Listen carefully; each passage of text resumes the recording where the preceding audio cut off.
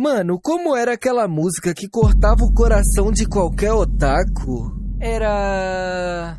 Eu cresci como um prodígio do clã Uchiha, o melhor entre os melhores na Vila da Folha. Por ter crescido na guerra, criei fortes ideais. Eu ouvi que uma revolução se iniciaria, e eu sei bem o quanto a guerra machuca pessoas, quanto sangue vamos derramar até finalmente alcançar a paz.